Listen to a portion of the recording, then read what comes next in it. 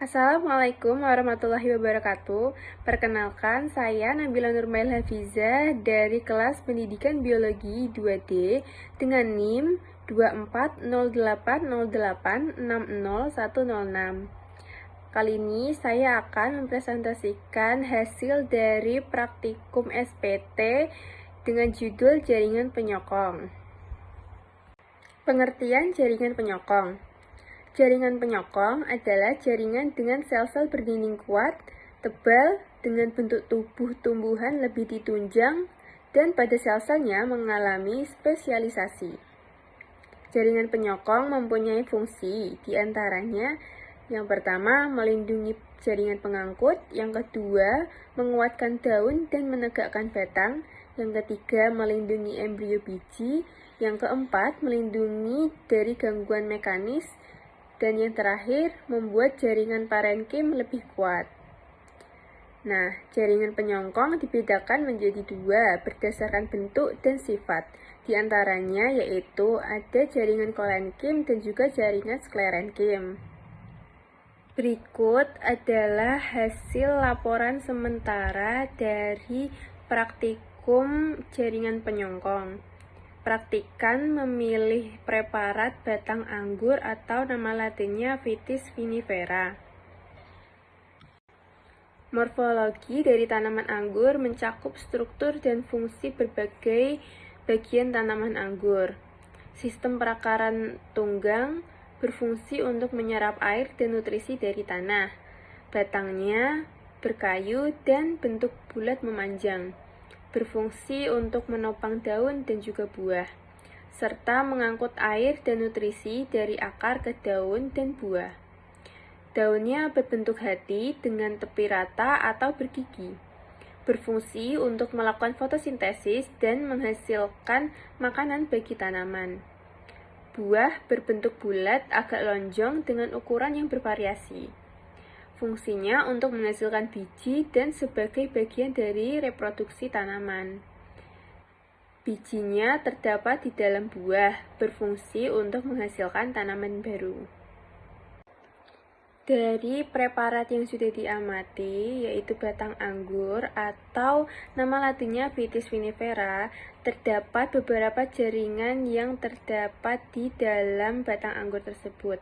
Yang pertama yaitu ada epidermis, ada sklerenkim, dan juga kolenkim. Epidermis merupakan lapisan dari sel-sel pada bagian luar serta menutupi permukaan daun, bunga, buah, biji, batang, dan juga akar. Berdasarkan ontogennya, bagian epidermis berasal dari jaringan meristematik, yaitu protoderm. Fungsi dari epidermis sendiri yaitu sebagai pelindung bagian dalam organ tumbuhan. Berdasarkan fungsinya tadi, epidermis bisa berkembang serta mengalami modifikasi seperti halnya stomata dan juga trikoma. Selanjutnya yaitu ada jaringan sklerenkim. Jaringan sklerenkim merupakan jaringan penyokong organ tumbuhan yang tidak lagi mendukung pertumbuhan dan perkembangan. Sklerenkim menolak tekanan apapun dan melindungi jaringan yang lebih lemah. Sklerenkim terdapat pada bagian korteks cerebral, perisikkel, dan antara silem dan floem. Jaringan sklerenkim tidak mengandung protoplasma, sehingga selnya mati. Jaringan sklerenkim merupakan bagian dari sel yang sudah mati serta sekelompok sel yang dindingnya telah mengalami penebalan sekunder dan memiliki jaringan yang berada di sekitarnya yang memiliki struktur lebih. Tumbuhan monokotil dan dikotil yang sudah dewasa yang belum mengalami pertumbuhan dan perkembangan merupakan contoh tumbuhan yang memiliki jaringan sklerenkim. Biji keras dan organ tanaman dewasa lainnya seperti daun, batang, akar, dan kulit kayu juga termasuk jaringan sklerenkim. Misalnya, buah pir keras dan batok kelapa yang rasanya seperti pasir saat dimakan. Struktur utama sel sklerenkim adalah dinding selnya. Bahkan setelah kematian, sel-sel sklerenkim terus beroperasi. Sklerenkim bekerja terutama sebagai pendukung dan kadang-kadang sebagai pelindung juga. Yang terakhir yaitu ada jaringan Coelentkim. Jaringan Coelentkim adalah jaringan dengan masih aktif mengalami perkembangan dan pertumbuhan serta sebagai penguat berbagai organ tumbuhan. Terdapat di bunga, daun, batang, buah, dan juga akar yang terpapar sinar matahari. Jaringan ini ditemukan pada daun, batang, bunga, buah yang biasanya terletak di bawah epidermis. Fungsi jaringan Coelentkim yaitu sebagai penyokong pada organ tumbuhan yang masih aktif, mengalami perkembangan dan pertumbuhan.